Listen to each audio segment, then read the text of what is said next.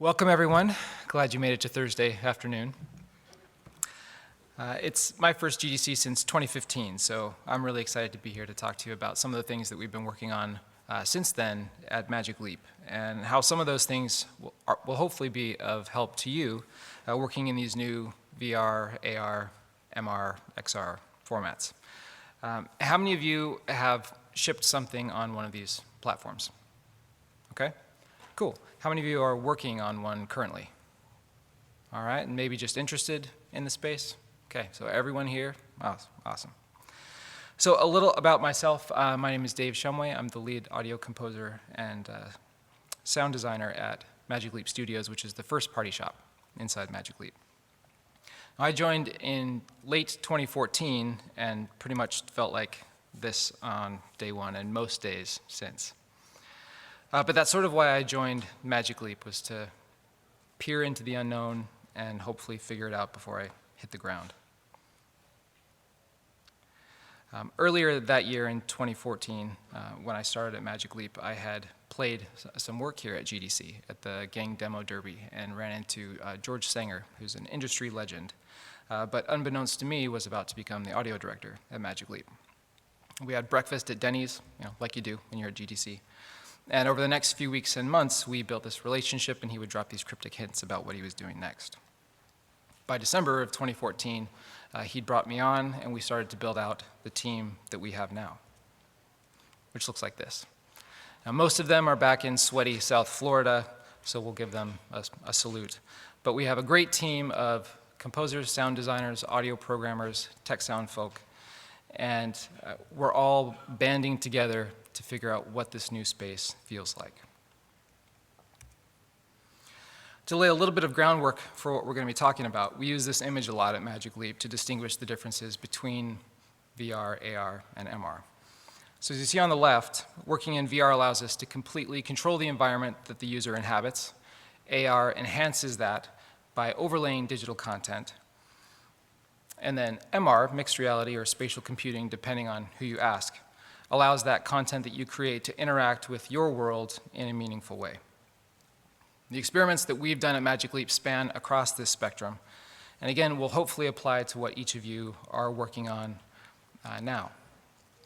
Today, we'll focus a little bit more on the right-hand side of this image as we talk about Project Create. Now, I functioned as the audio lead for Project Create, which provides a chance for people to lightly explore this new space of spatial computing by painting in 3D space, building structures and physics objects with fun gadgets, creating environments for AI characters to explore all at once and in their real world. So your experience will be different than mine, and when you go to your living room versus your bedroom, your experience will change. It was one of the first big things that we built as a studio, and it's been a much different challenge than we expected, but for a little context, here's our launch trailer.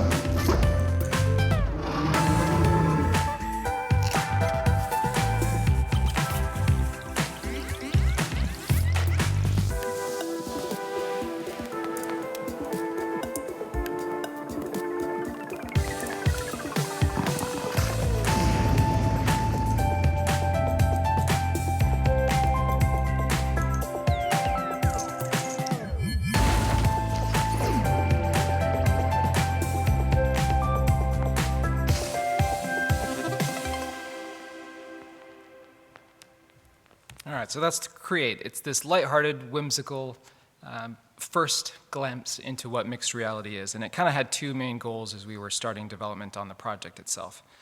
First, to introduce users to this concept of spatial computing, and then to also allow them to have a lot of fun exploring the new medium.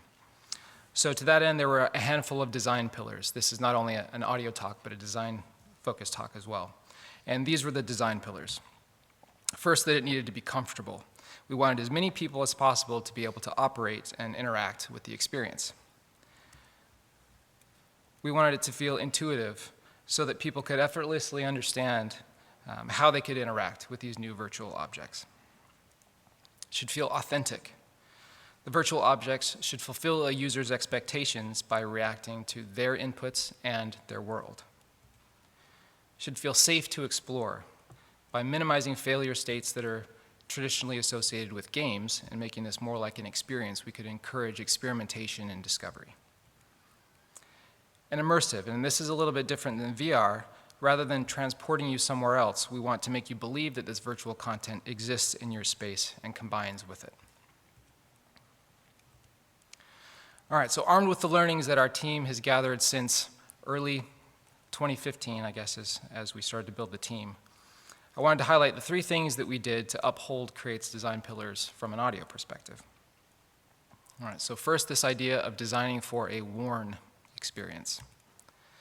Maximizing the use of spatial audio and all that that buzzword entails, and using audio to help support the design of the experience.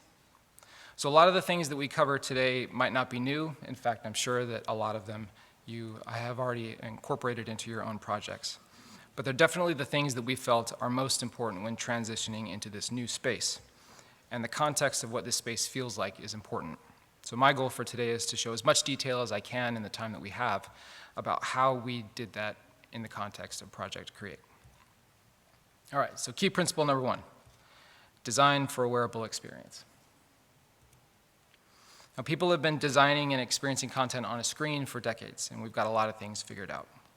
But one of the things that continues to be tricky, however, is not knowing what a consumer's playback setup is going to be. Playing a game on a screen introduces distance between the user and the content.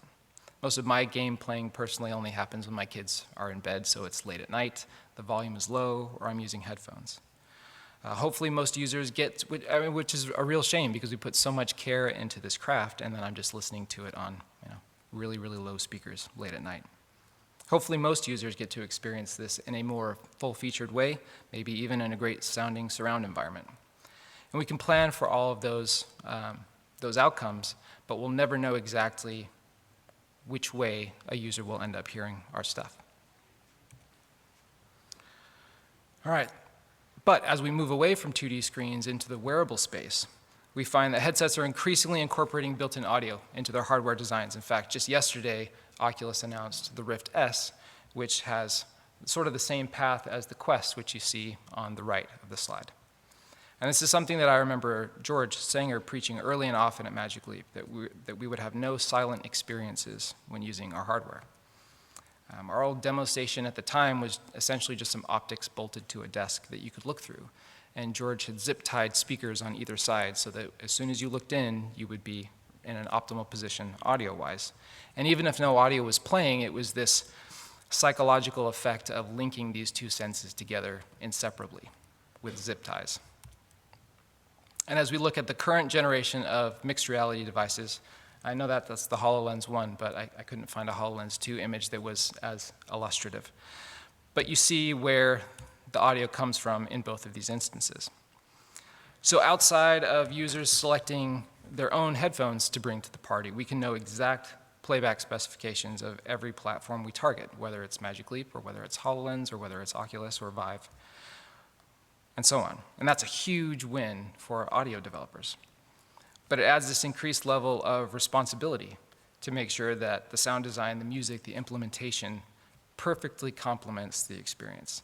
Because there's a potential here now to either subject users to fatiguing sounds over time or skew really, really easily the desired outcome of an experience when those sounds are coming from here as opposed to a distance on a 2D screen against your living room wall. So before we get too carried away, it's important to establish that from those days of zip-tied speakers built to the optics, we at Magic Leap are firmly in the camp of using a device's built-in speakers to deliver audio in a meaningful way, and you'll hear me reference that a lot trying to talk. But that comes with a few caveats, the first being frequency response. Now, this chart is not of any of the devices that we looked at. This is an image from Audio Kinetic about some flagship phones.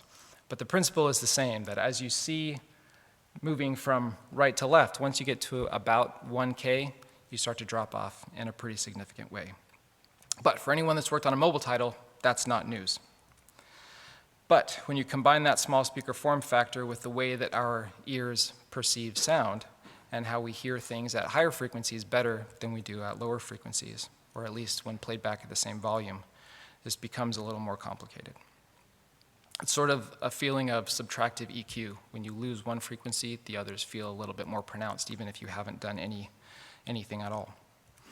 All right, so how does this sound in practice? Just as a quick little primer, these are some sound effects from Create. Here's our first little glimpse. So this is sort of a timer explosion, and you'll hear how we approached it first, and then I'll put this EQ that you see here over it, and we'll play it again and see how that changes things. All right, so you have this low frequency kind of pulse as the timer is going off, and then the explosion. And that's great in a studio. As soon as we do that roll-off that we looked at, most of that timer information at the beginning goes away. And again, for mobile developers, this is not something new, but it's something that we keep in mind. So what's one thing that we can do? Well, we can redesign the way that we're thinking about communicating that information at the front end. That timer, where we were leaning on low frequency energy, maybe let's use something a little more high frequency. Okay, so that was the studio design sound, and then even after the roll-off,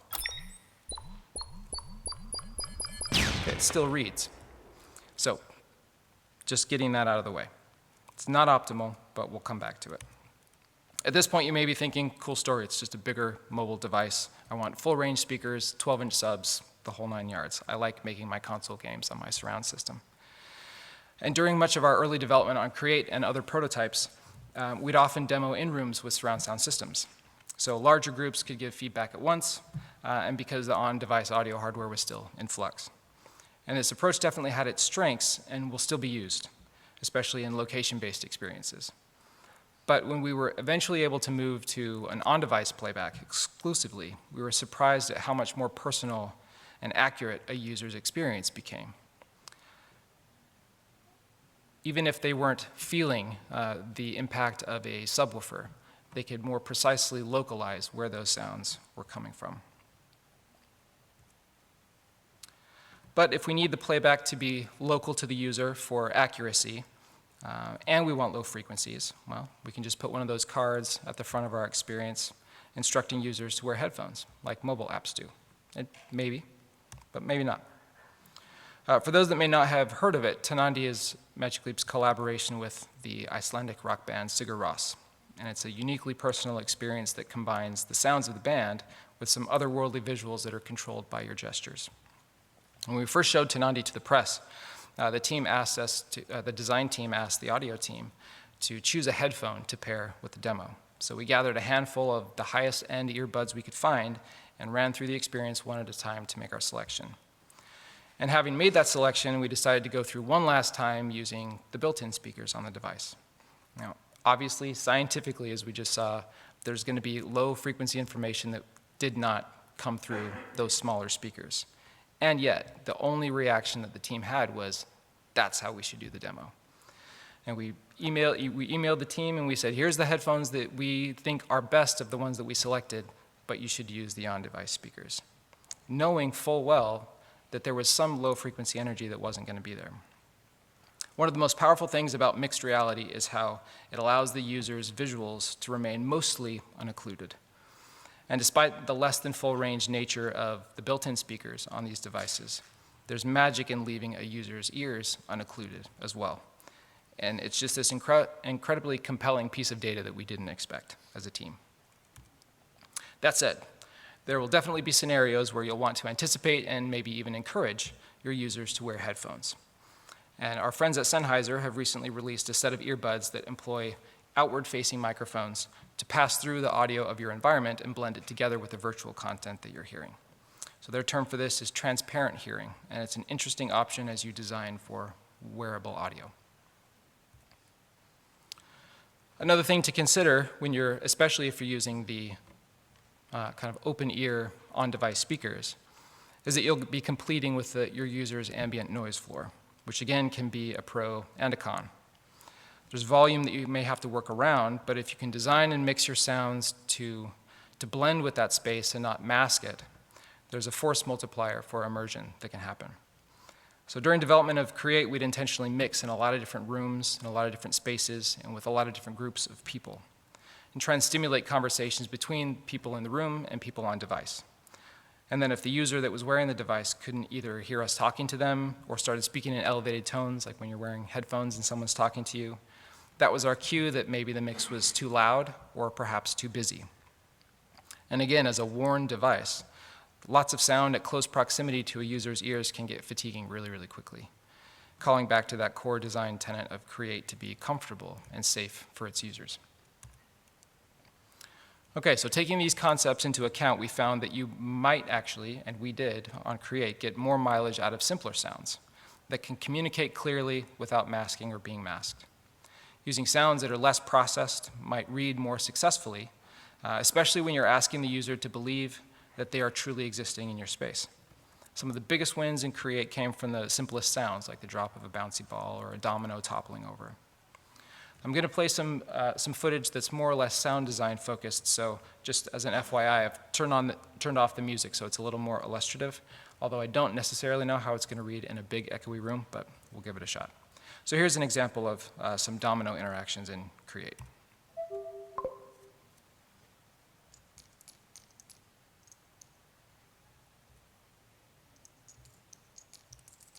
I turn up just a little.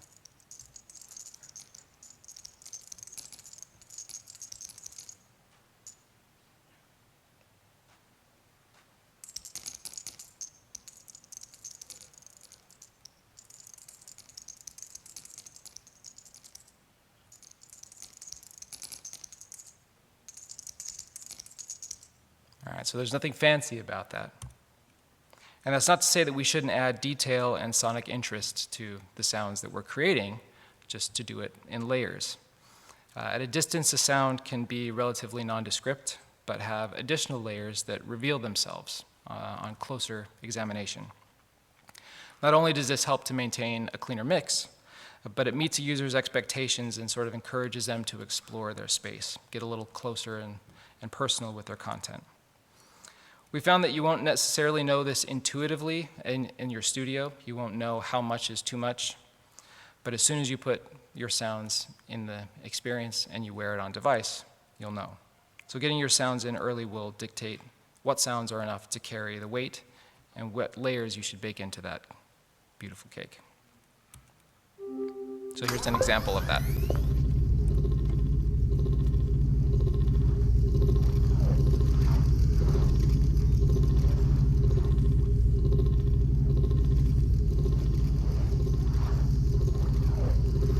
So any object in Create that has sort of a power state will have these additional layers that sort of reveal themselves as you get closer.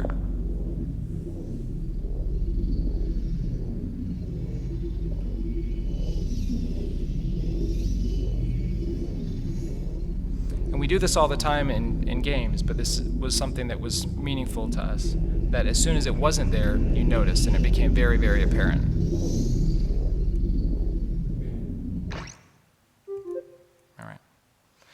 Okay, so key principle number one. Designing for a wearable experience includes knowing the frequency response of your device, and that can be any device that now has built-in audio, which is most of them. Mixing for the environment and for a lot of different environments. Starting out maybe a little more simply than you otherwise might, and then layering in all of those elements that can be revealed to the user as they explore the content and their space. All right, key principle number two, maximizing the use of spatial audio. Now this is the buzzy thing, right? Spatial audio.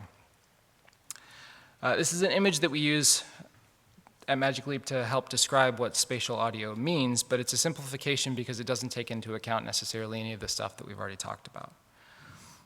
That would happen before step one in this image.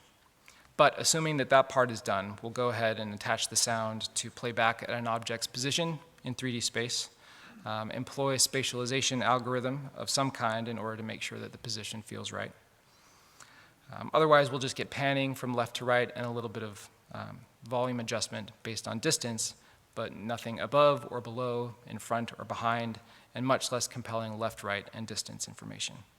So that all gets boiled down to a stereo mix, which is passed to either the device speakers or the headphone jack of your device. So that's it, right? Just the 4 steps. Maybe. Now, it's probably a given that in especially VR, where our scale is much bigger than we can do in mixed reality, you would attach the footsteps of a dinosaur to the feet and the roar from the mouth. And few things break immersion faster than interacting with an object and not having the sounds come from the location in 3D space. But even other things that you'd normally accept as static, like UI elements, where traditionally they're just a kind of flat 2D image, feel strange when you see them floating in front of you. So the image on the right creates UI. That's how we navigate the world of Create. And it exists in space, and all of the sounds generated from it exist with it. All right, now there's good news and bad news about all of these spatialization techniques. But after spending years listening to them, we realized that it really does make a big difference in allowing the user to help localize the content better. We were also nervous that running so many sounds concurrently would tank the performance, especially given that we're on largely a high-end mobile spec.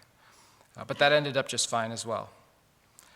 But there are some costs that come with these enhancements. And you may find that after designing a sound in the studio, and a lot of you may have already done this if you're developing for VR, that the playback on device, post-HRTF, may not live up to the sound that you created in your studio.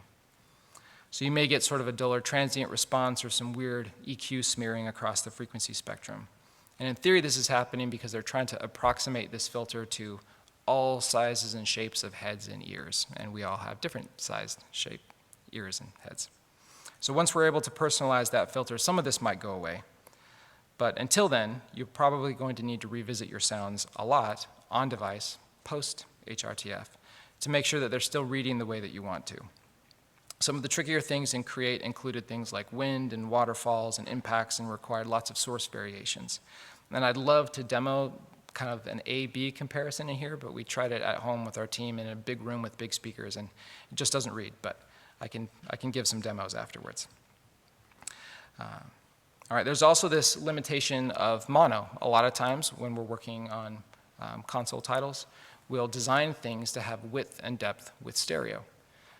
Running everything through spatializers, that assumes sort of a mono point source sort of thing. So we'll need to get that width through some other means. All right, so the algorithm, the spatialization algorithm gets you spatialization of the direct sound, but we also need reflections, like we're hearing in this room, in order to externalize that sound and get it out of our head. Now, in theory, the holy grail of room tone might be for whichever device you're using to understand not only the bounds and surfaces of your room, but also the materials. So you'd not only get walls and ceilings as reflective surfaces, but the tops of tables, the surface of a computer monitor. Although it does sort of propose an interesting philosophical question: how accurately do we want to model a bad sounding room? I don't necessarily want my user to have a bad experience because I'm 100% accurately modeling their bathroom, for example. So in the short term, what we can do to work kind of around this to get those reflections is by using an ambisonic reverb to taste, and that's what we did in Create.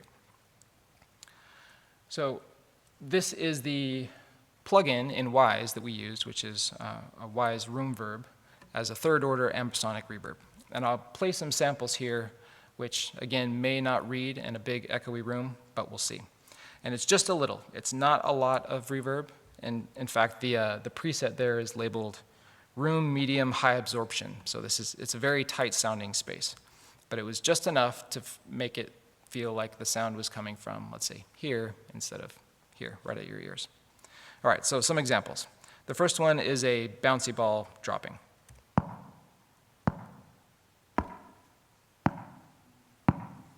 Okay, no reverb, although you'll hear it in this room because of the room.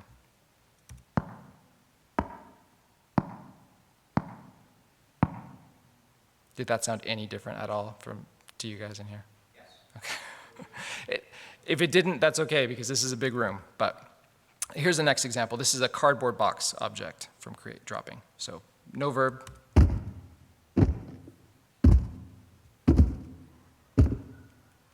And then just a little bit.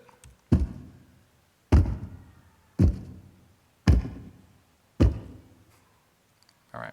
So it's almost felt more than heard, but it was important to make sure that the content didn't just feel like a mono point source floating in front of you, but sort of had the sound of a real space.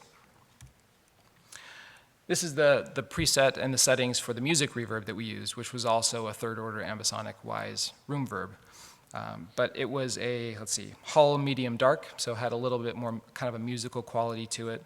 It was turned down more in the mix as well, but we'll circle back to music in a little bit. All right, so we've got our sound designed to play nicely with our algorithm. We've got it attached properly to an object in space. It's run through the spatializer, ambisonic verb, got it. What about attenuation?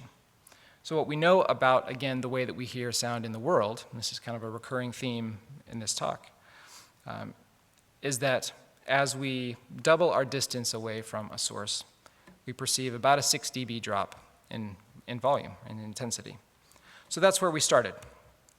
In Wwise, and using the great ability to kind of walk around the room with Wwise running on a Microsoft Surface while wearing the device, we could dial in this attenuation curve live, and it worked really, really well. But the basic principle was following our kind of the way that we hear things naturally. So down 6 dB at 2 meters generally, and then this detail layer were those extra layers that were highlighted in that previous video, where as you got closer to something, you heard it a little bit louder. As you move away, it goes away. So that was down 18 dB by 1 meter. All right, additionally, as sounds are not omnidirectional in nature, our brains will expect that as we orient off-axis, as I turn my voice away from the microphone, the sound changes. And so the sounds that we experience in Create should change as well. And the cone attenuation feature in Wwise was really useful in dialing that in.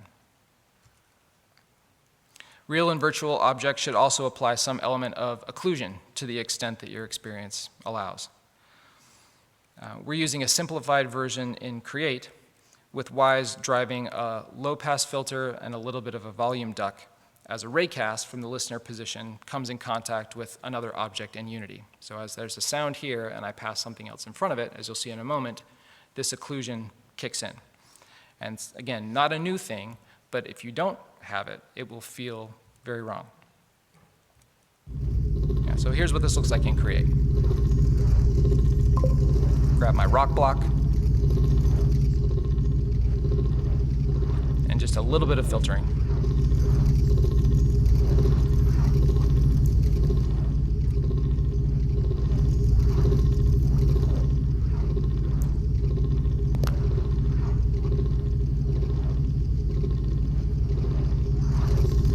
All right, so you get the idea. The really cool part comes next. Now this isn't Create, this is the Sennheiser Ambio app, and what it's able to do, because of the way the experience is designed, is to take into account real-world occlusion. All right, so I've got my drum set in the ISO booth, and then as I move around, the real world occludes it.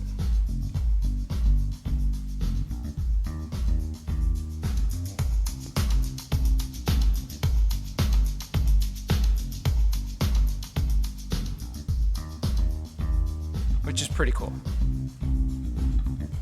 All right. So principle number 2, maximizing the use of spatial audio. We place our sounds at the XYZ position. We make sure we're using a spatializer, and there's a host out there. Add some ambisonic reverb to taste, and dial in our natural attenuation using the basic principles of how our ears work in nature. All right, key principle number 3. Use audio to help support design. Working in these new spaces, we're having to teach users a lot of things that we normally take for granted. We're really good about knowing that hitting escape on our keyboard will probably get us to an options menu, that right click will aim and left click will shoot. Spacebar jumps, shift will get us to sprint, but in these new spaces, even with platforms using controllers, it's not always clear what the user is supposed to be doing and why. So audio becomes this integral part of the onboarding and learning and user interface as we're training the users on the core mechanics of the experience. So there are some psychological barriers to using this new technology. It feels strange to wear a headset. And even if you're able to see through it, and users aren't sure what they're supposed to do, where they can walk, what they can interact with, even as we give demos all the time, people just stay in one spot. They forget that they're untethered and that they can move around the space. In terms of audio, they might not know that the audio is coming out of the device at all. They won't see any speakers hanging down. It would be very easy for us to shock, to frighten, or otherwise make a user uncomfortable with audio playback. So from the first moments of Create, there's this simple ambient musical bed and light tones and whooshes as the user explores their space, as we're gathering a mesh of the room. And this helps to ease the user in, get them to move around, explore the space, understanding that the sounds that they're hearing are coming from their environment and the interactions as they move around and pinpoint all of those locations in their room.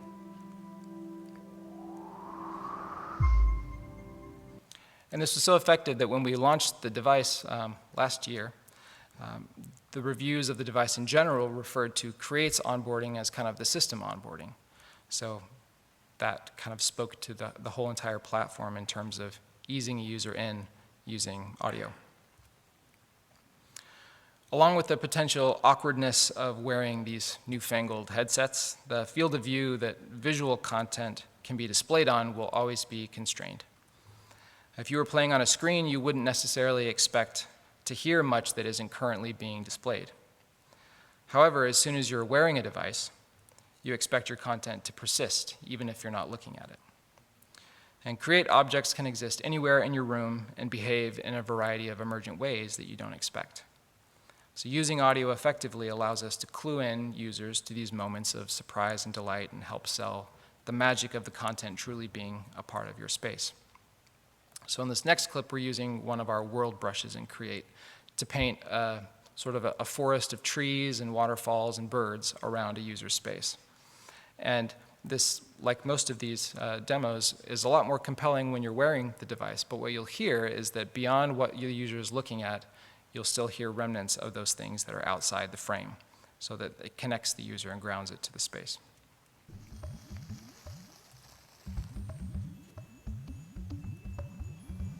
All right, so we're painting trees and waterfalls and birds in this forest ambient environment.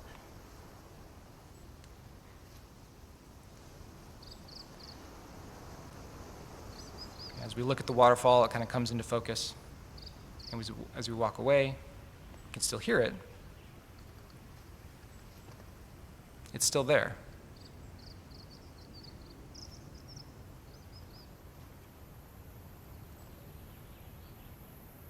All right, and the bats in the cave. All right. So we spend all this time crafting everything to be just so, and then essentially we hand over the camera to the user to focus on whatever they want, as close as they want, for as long as they want. And this can happen to some extent a lot in many games, but it's never so painfully obvious as in these new mediums. There's very little that you can predict about how a user will explore the content that you allow them to play with. And in Create, this means that until a user reaches an arbitrary performance limit that we impose, we could be playing a lot of sound at once, which could very easily become overwhelming. So in order to accommodate this, we built some tools to try and understand the context of what the user might be experiencing at any point in time. We can know things like head pose to determine what they're looking at. We can know what they might be holding with the control and give that a little bump of volume and focus.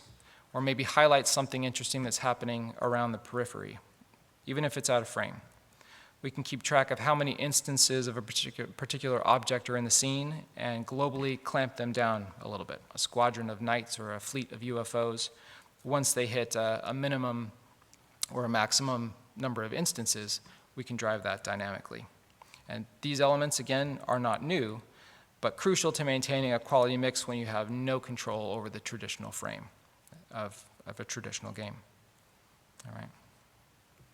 So here's an example of what this sounds like in Create. And so as you watch the camera, or in our case, the user, pan over these different objects, you'll hear the ones that they're looking at come into focus and the others pull back.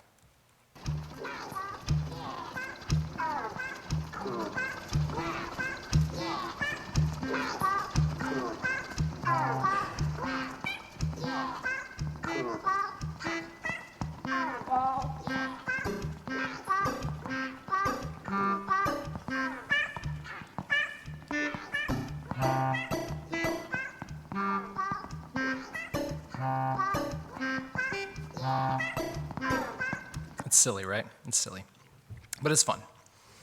We also want to make sure that we're accounting for a user's intentional actions beyond just where they're placing the camera.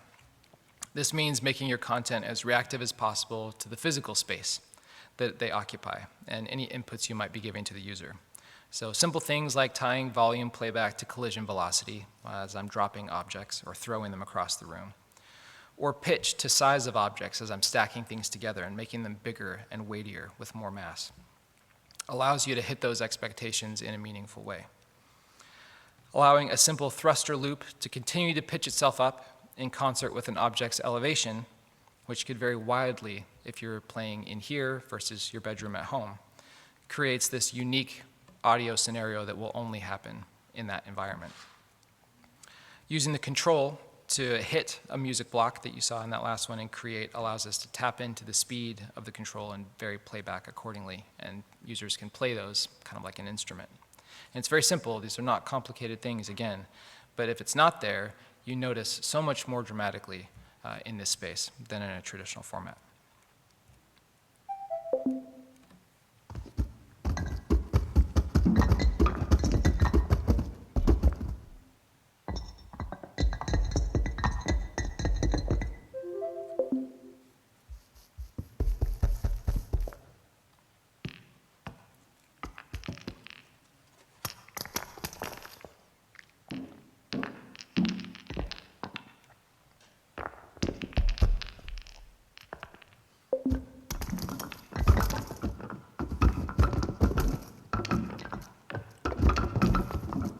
All right, so you get the idea.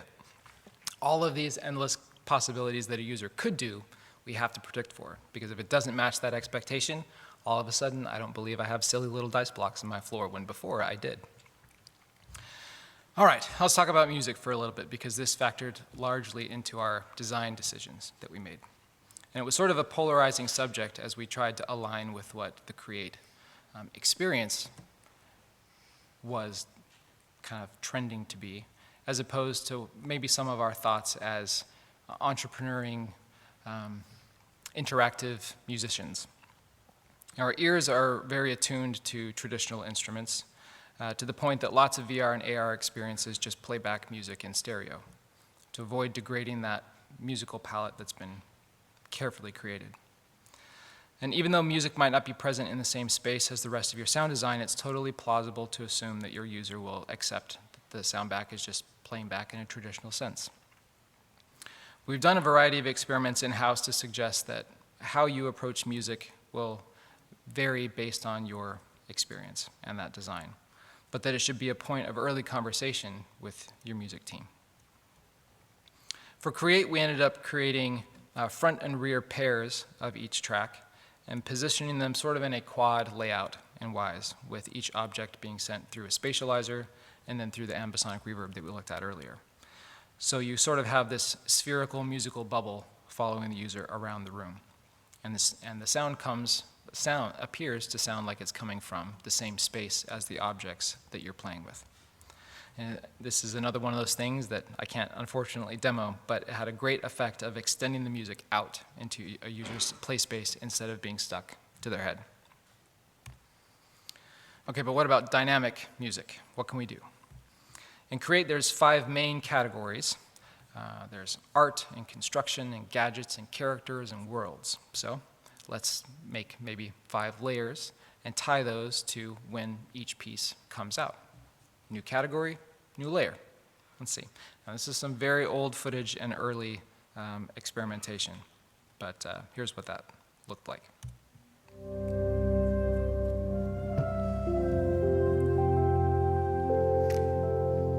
All right, so we start with sort of kind of a nice ambient bed as we're just building lightly. Bring in some snappy percussion. Things get a little more interesting.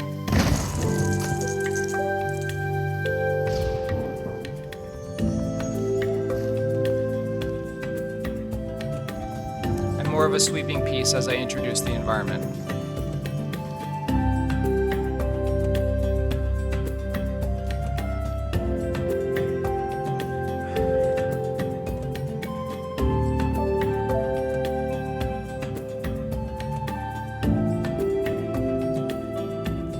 This felt okay.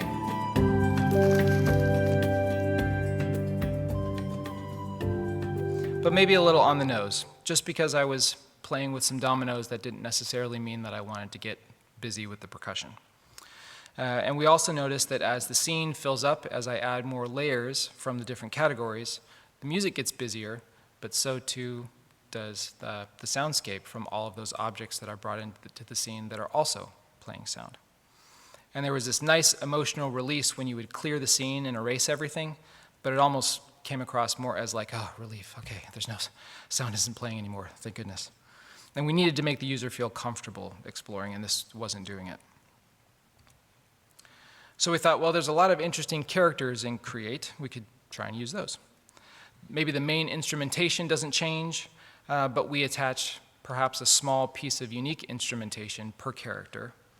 If you've played the side quest Terrytown in Breath of the Wild, you have an idea of what this could sound like. So we took a sort of rough pass in that direction, and it sounded something like this.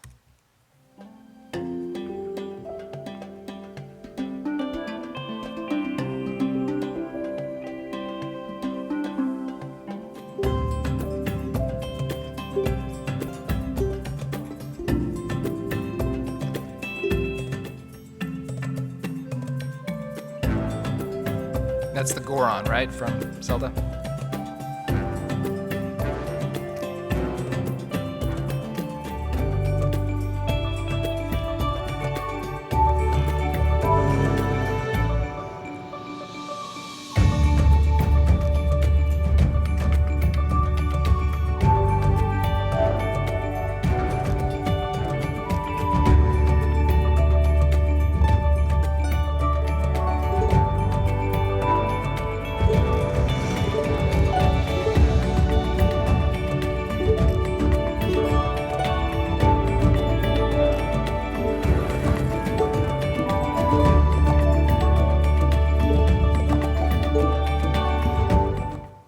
Now this was fun, and I still think that there's something there, but it could get pretty intense if I just chose one of each of the characters. And it skewed away again from the comfortable, kind of inviting, exploratory vibe that the design was going for. So we're trying all these things, and trying all these things, and trying all these things to make the music interactive. Because that's what you do, right? When you're an entrepreneuring young audio person. But in the end, what we found is that the users, and especially the design team, responded to a more light, evocative, almost safety net-like background track to allow users to feel comfortable exploring their space. So this is sort of a sampler of some of the different tracks that ended up in the experience.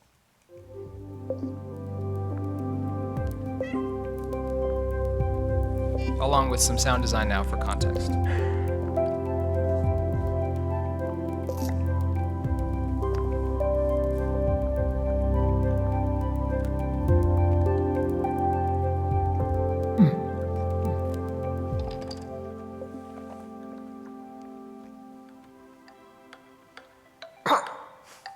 It's me being silly.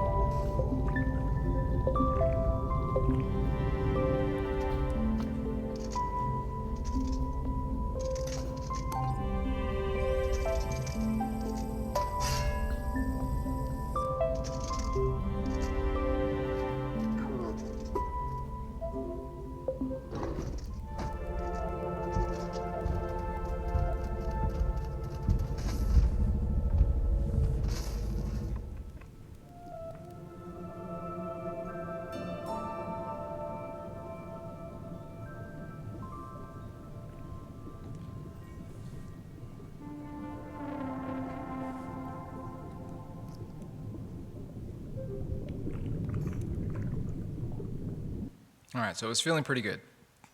But we still wanted to make music feel part of the experience in some interactive way, and not something that was just tacked on as wallpaper. So what we chose to do is have static music, but then track metadata that we could use to drive other parameters and elements within Create. So what you see on the left is a clip launcher with a bunch of different tracks that we wrote that, again, were static tracks. And we could create some custom rules for those in terms of how many times they could loop, random playback chants, jumping from one to another. And then on the right, you see an example of the metadata that we captured for each of those clips. So we're tracking tempo, time signature, total number of bars in the segment, and any key and chord changes that may happen. All this then gets passed to Wwise, which uses MIDI to track the pitch of UI elements, music blocks, and other character-based stingers. So they're always playing something complementary to the background track. So while the music itself isn't dynamic, as the user starts to interact with their world, little pops of musical color that they controlled and influenced would complement the music. So this would allow people to sort of play the menu like an instrument, or physically bang on music blocks with the controller. So here's sort of an intentionally bull in a china shop illustration of what that sounds like for dramatic effect. So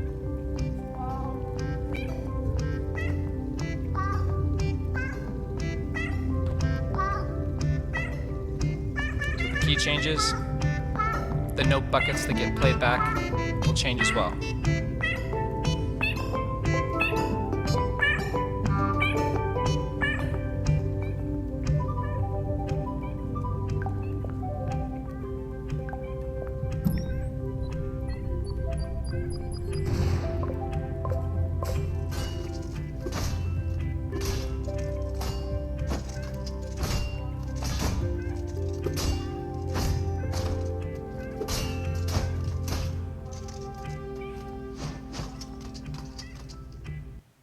All right, so from the music blocks to the menu to that little fanfare that played at the end when the Red Knights won, all of those were following the static background track in a way that could then be tuned in real time to feel like it was all part of the same space.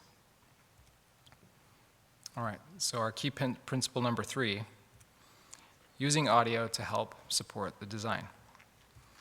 We emphasize UI and onboarding, as we saw. Expand beyond the FOV and make sure that we're taking into account everything that the user has placed in the scene or could interact with, even if it's not in the frame. Build systems to drive playback and mix, given the fact that you are handing over the keys of the kingdom to the user. And this concept that music can easily skew your experience, and so you need to stay close with your design team to make sure that you're following those tenets that they set up at the outset. All right, so reflecting back, we probably chose one of the trickier ideas in the playbook in making a physics sandbox on a brand new device with an entirely new hardware and software stack, and setting it up as the first experience that a user would have on the platform. We had really no idea what would work. Again, calling back to that Andy Dwyer quote from the beginning. We had no idea what we're doing, but we're going to do it really, really well. Because we wanted desperately to make audio an integral part of this new medium and have it resonate with users. We developed Create not only as sort of an introduction to our platform, but as a way of kickstarting the minds of developers everywhere and across all platforms. And we're proud of what we made, but we're looking even more forward to seeing what you all do next in this brave new world of mixed and other realities. All right, and with that, I think we got some time for some questions if anyone has them.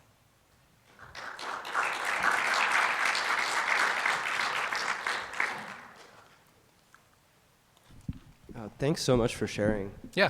There's a lot of delightful sound design in there too. Thanks. One of the things, I'm glad you showed the like Fleischer-Munson curve at the beginning, because it highlights how our ears are more sensitive to higher pitched sounds. Yeah. And one of the things that I kind of intuited from listening to everything was that over time, from the progression of musical examples, that it seemed like you were pulling out a lot of like high frequency transients Yeah. to kind of make room for sound effects.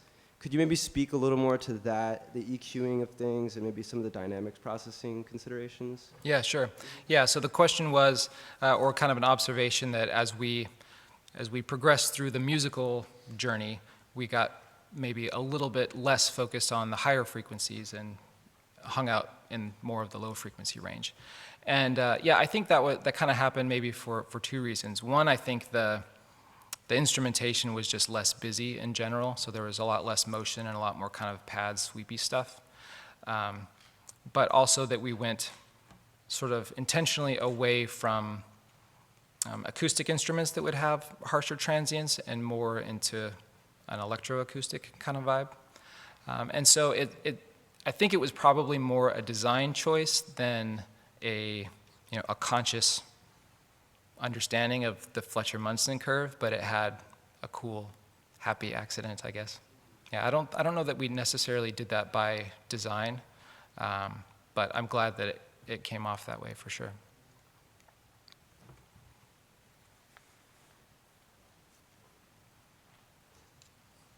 I'm going to put you on the spot here. Please. No, I'm already there. That's one of these things I could ask in any context, but I'd like the people present to be able to hear what your answer would be. The musical metadata that you showed in Unity. Yeah. I'm curious, why was the decision made to track tempo and other of those elements within a Unity component rather than using the Wwise Interactive Music Engine functionality with, say, RTPCs? Yeah. So the question was, why did we track the things that we tracked in Unity and just send some information to Wwise as opposed to letting Wwise handle all of it? And for the most part, it was because we needed frame accurate stuff for visuals that were happening in Unity. If and when we let Wwise do it, we weren't getting the kind of resolution that we needed. And so we had to be, tick accurate, and Wwise wasn't tick accurate because of kind of fluctuating frame rates and stuff. So if we could guarantee that we were always going to be locked at 60 frames forever, which of course everybody knows is not going to happen, then maybe Wwise could do that. Because of that fluctuation and the accuracy that we needed, we had to have Unity talk to Wwise as opposed to the other way around. Thank you for this great talk. My question's kind of about the music integration, and for composers who are very used to working in stereo and 2D, yeah. We use a lot of dry recordings and dry synth sounds and sample sounds, and then place it in the mix with convolution verb or plate verb. Do you find that more restraint is needed in the mix of musical composition because of the placement of the music in the stereo, sphere, like you were saying? Yeah, I think in general, so the question was, do we use perhaps maybe less reverb on the music side than we normally would? And I think that kind of goes across the board audio-wise. So everything from sound design to musical elements had much less processing in general, not only reverb, but compression and EQ, because we wanted it to sound natural and not, I want it to sound like my space, not the space that I designed in a studio necessarily. So, but that makes it harder as a musician or a composer to kind of relinquish a little bit of that control and say, well, I trust you to make this sound good in the space, in the moment, when it might sound drier than I would otherwise like when I'm sending you the stems. So yeah, you're not wrong. Thank you. So after working on this product for almost 5 years, was there ever a sort of pivot or transition moment when you found yourself going from composer of traditional media to XR composer, and was there a pain point or a frustration that occurred, or I imagine that happened before Create, but what was that moment for you? Yeah, so the question was there a pain point when kind of transitioning to writing music for this space versus traditional consoles? And yeah, I think it goes back to this idea of the fact that the music can very, very easily skew the experience in a way that maybe can't quite so much on a traditional platform. As soon as you start adding some of those Disney elements from the characters, if that's all that there is in the scene, I've already kind of skewed things pretty hard towards this is a fun playground at Disneyland, even though there's only 5 characters in the scene. So especially with Create, this was hard because there wasn't necessarily like any narrative threads to follow. We sort of had to just be an open book that would kind of always work, which again is why we decided to stick with some static music that would work throughout and then drive dynamically some of the other elements. So it's difficult. I think, again, this idea of maybe relinquishing a little bit more of the control of how it feels in the studio to making sure that when you put it on, it still feels good. And the good thing about that is that you will know immediately, even if you're the person writing the music and you write it in the studio and it sounds great and you don't want to do it any other way. As soon as you put it in the experience and you wear it on device, you'll know, oh yeah, I got to pull back here. Like that will happen. And so there will be some restraint that you need to show, but it won't be hard necessarily because you'll know very quickly that this is too much. Less of a question, more of a comment on something you had said about the Tonandi. Yeah. Use of I hope you don't mind if I take that as a personal triumph, but because I was part of the systems group that was involved with the speaker tuning. But the thing I wanted to mention was one of the reasons that happened was because the song that I used as the test product to test how good this bass response was the finale to the Firebird. Da da da da da da da da da da da wong, and it would happen over and over again. And then at the very end, there's a high end, mid range, and bass, and we tweaked those things as hard as we could, both in hardware and in software, to make sure that the low end, that we got as much of that low end as undistorted as possible. So I was very happy to hear when he said, "Oh, the onboard speakers are better than the headphones." I'm like, yes. Yeah, well, yeah, I'll just clarify to say that it provided a better experience. You're still not going to get the low end out of the on-device speakers that you would get on headphones, but for that moment, it was a better experience for sure. That Yeah. made me very happy. I'm glad to hear it. Hi, Hey. thanks for the talk. It was terrific. So, is there a calibration process with the headset, like you do with the Oculus, et cetera, where you map out the size of the room? If so, do you anticipate maybe in the future adjusting reverb to match the scale of the room? Right. I did the demo upstairs at Sennheiser and, captured my own sounds and put them around the room. Yeah. And I could see a benefit. I see why you wouldn't want to use like material-based reverbs, and you're talking about sort of scaling that stuff back. Yeah. But at the same time, maybe do you anticipate having real-time reflections and size in the future? Like, Yeah, definitely. Yeah, so the question was, are we looking forward to being able to use the actual dimensions of the space to calculate those early and late reflections? And I think 100%, we definitely want to do that. Yeah, I think the way the Oculus does it is sort of with the shoebox model that you can kind of push the extents of your space. And that's definitely an interesting way to go for sure. I think what we ended up doing for our launch titles was more of just kind of dialing into taste for now. But I think that there is something, like with a lot of the things that we talked about here, accuracy is important. And we don't know exactly what that feels like yet, but I'm excited for when it comes online. Yeah, thanks, man. Okay. Any final questions, final thoughts? All right. Thank you very much.